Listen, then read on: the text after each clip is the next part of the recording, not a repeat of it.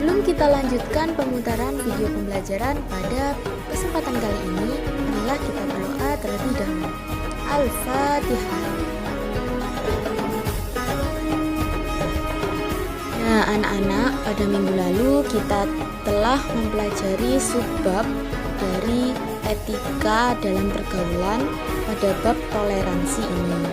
Nah, ternyata masih banyak sekali ya konflik yang terjadi dikarenakan kurangnya rasa toleran terhadap satu dengan yang lain. Oleh karena itu, kita sebagai umat muslim sangat perlu untuk menanamkan betul sikap toleransi ini pada diri kita agar kita bisa senantiasa hidup damai, aman, dan sejahtera. Dan pada minggu ini kita akan membahas kelanjutan dari bab toleransi ini. Kita akan membahas lebih tepatnya subbab batas-batas toleransi dalam beragama. Sebelumnya, marilah kita bersama-sama membaca Quran Surat Al-Kafirun ayat 1 sampai ayat 6 sebagai mengawali pembelajaran pada pagi hari ini. A'udzu billahi minasy syaithanir rajim. Bismillahirrahmanirrahim. Qul ya ayyuhal kafirun la a'budu ma ta'budun wala antum 'abiduna ma a'bud wala ana 'abidum ma 'abadtum wala antum 'abiduna ma a'bud lakum dinukum waliyadin. Katakanlah Muhammad, wahai orang-orang kafir, aku tidak akan menyembah apa yang kamu sembah, dan kamu bukan penyembah apa yang aku sembah. Dan aku tidak pernah menjadi penyembah apa yang kamu sembah.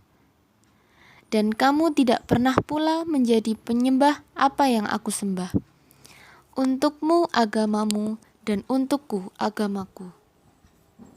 Quran Surat Al-Kafirun ayat 1-6. Asbabun nuzul dari Quran Surat Al-Kafirun ayat 1-6, yang mana sebab-sebab turunnya Quran Surat Al-Kafirun ini adalah sepenuhnya untuk menjawab ajakan dari kaum kafir Quraisy yang pada saat itu menemui Nabi Muhammad SAW dan mengajak beliau untuk bergantian dalam menyembah Tuhan. Namun, Nabi Muhammad SAW memberikan jawaban kepada kaum kafir Quraisy dengan jawaban, "Aku berlindung kepada Allah dari mempersekutukannya."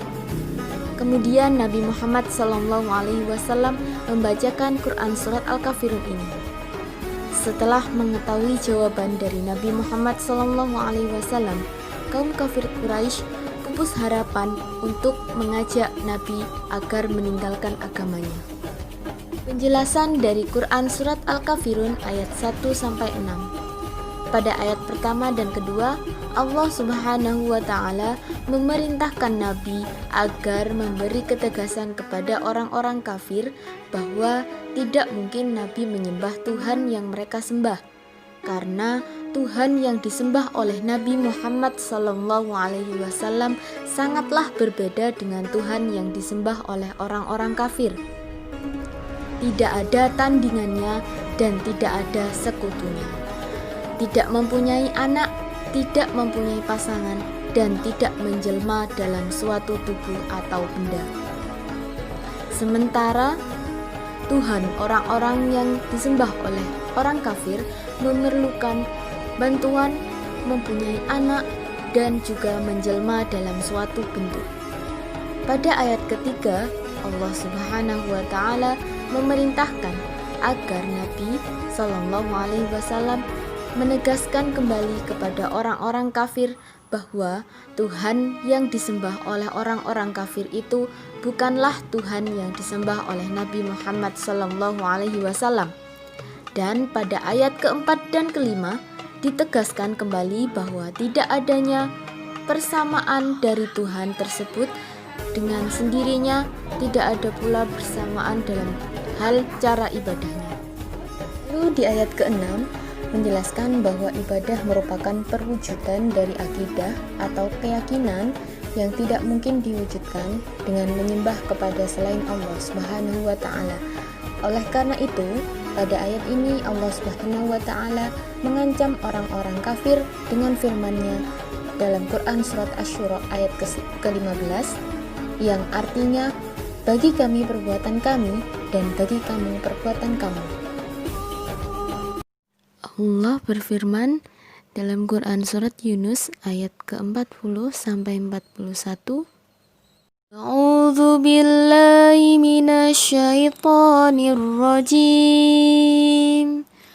Bismillahirrahmanirrahim. Wa minhum man yu'minu bihi wa minhum man la yu'minu bihi wa rabbuka a'lamu bil mufsidin. Wa in kadzabuka faqul li amali wa lakum amalukum antum bari'una mimma a'malu wa ana bari'um mimma ta'malun. Dan di antara mereka ada orang-orang yang beriman kepada Al-Quran dan di antara ada pula orang-orang yang tidak beriman kepadanya. Sedangkan Tuhanmu lebih mengetahui tentang orang-orang yang berbuat kerusakan. Dan jika mereka tetap mendustakanmu Muhammad, maka katakanlah, bagiku pekerjaanku dan bagimu pekerjaanmu. Kamu tidak bertanggung jawab terhadap apa yang aku kerjakan, dan aku pun tidak bertanggung jawab terhadap apa yang kamu kerjakan. Quran Surat Yunus ayat 40-41.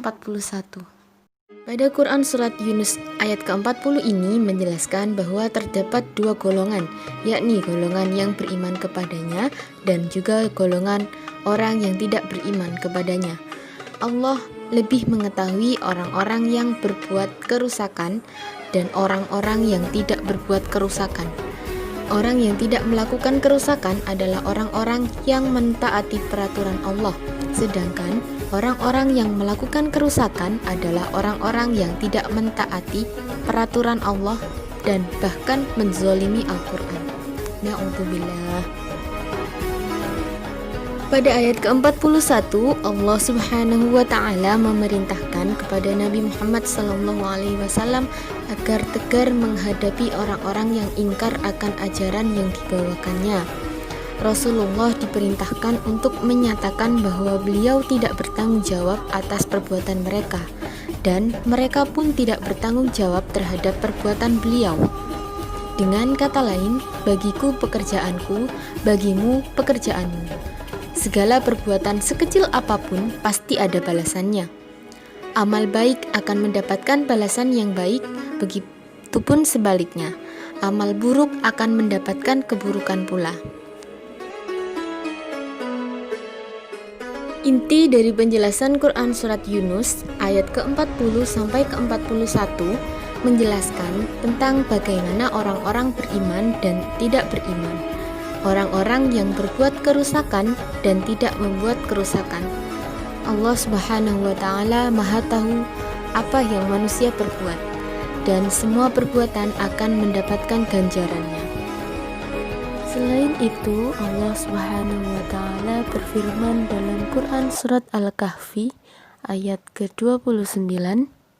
Bismillahirrahmanirrahim. Wa qulil haqqu mir rabbikum فَمَنْ شَاءَ فَلْيُؤْمِنْ وَمَنْ شَاءَ فَلْيَكْفُرْ إِنَّا أَعْتَدْنَا لِلظَّالِمِينَ نَارًا أَحَاطَ بِهِمْ سُرَادِقُهَا وَإِنْ يَسْتَغِيثُوا يُغَاثُوا بِمَاءٍ كَالْمُهْلِ يَشْوِي الْوُجُوهَ بِئْسَ الشَّرَابُ وَسَاءَتْ مُرْتَفَقًا. Dan katakanlah Muhammad, kebenaran itu datangnya dari Tuhanmu. Barang siapa menghendaki beriman, hendaklah dia beriman. Dan barang siapa menghendaki kafir, biarlah dia kafir. Sesungguhnya kami telah menyediakan neraka bagi orang-orang yang zalim, yang gejolaknya mengepung mereka. Jika mereka meminta pertolongan minum, mereka akan diberi air seperti besi yang mendidih, yang menghanguskan wajah. Itulah minuman yang paling buruk dan tempat istirahat yang paling jelek. Quran Surat Al-Kahfi ayat 29. Singkat penjelasan dari Quran Surat Al-Kahfi ayat ke-29. Kebenaran itu berasal dari Tuhan. Siapa yang ingin mempercayainya, disilahkan. Orang yang ingin mengingkarinya juga disilahkan. Namun, itu bukan berarti umat manusia itu diberikan kebebasan untuk memilih sesuai kehendak dari dirinya, tanpa adanya implikasi ataupun kelak di akhirat. Orang yang beriman tentu akan mendapatkan kebaikan di akhirat, dan sebaliknya, orang yang tidak beriman tidak akan mendapatkan kenikmatan di akhirat. Riwayat hadis menyebutkan bahwasannya kandungan tersebut bermakna ancaman dan peringatan bagi mereka yang tidak beriman. Oleh karena itu, kita diharapkan untuk selalu berhati-hati dalam melakukan perbuatan